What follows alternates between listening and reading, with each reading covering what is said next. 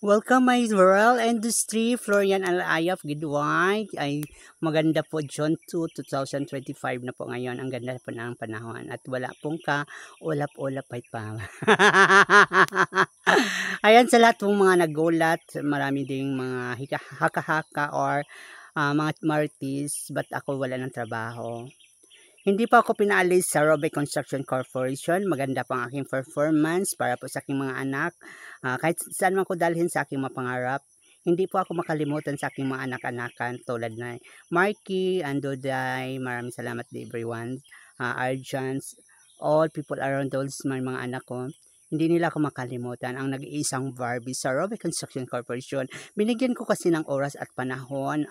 Konti na lang pong panahon ni Papa mananatili sa mundong ito. Kailangan ko pong na i-grab ko muna, alagaan ko siya, mabigyan ko rin siya ng panahon na mapakain ko po ang ating mga magulang. Respect and love and to how to care.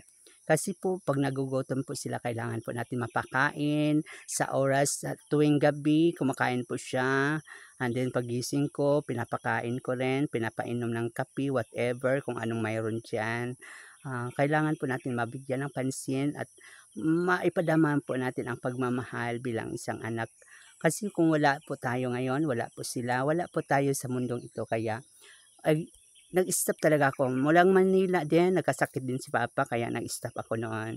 And then ngayon naman din, nagkasakit si Papa, nag-stop naman po ako para mabigyan ko at mapapaba. Mapapalakas ko ulit si Papa. Ang saya.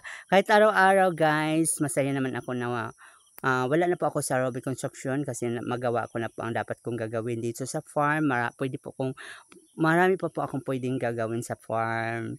Pag napagod ako, magpapahinga din ako. At masaya din sa farm, makikita mo ang mga puno ng niyog na may mga bunga din. Kahit, ayan oh, dito po ako nakakain ng buko na todo buko, ikain-kain buko-buko. Ayan, makikita mo yung mga saging na tinatanim ni Jelord. Ayan, nagbunga na po siya. Marami pa po akong dapat gagawin. Ang anong kaya kong gagawin lang sa aking powers, yun lang po ang aking gagawin. Ayan, maraming salamat everyone at mabuhay po tayong lahat. Good morning everybody. Thank you so much sa lahat pong mga ginagawa ko sa buhay. Sana po mapanood niyo po lagi at mayroon kayong oras mo bumibisita sa farm ko. Char! Love you guys. Gapon nakapag-abono na po kami. Natapos na namin abono ni Chillord. Wow. Maganda po pala, kaya mga 1/4 yata 1/3 na itanim ko po ang abono. Ay sana all.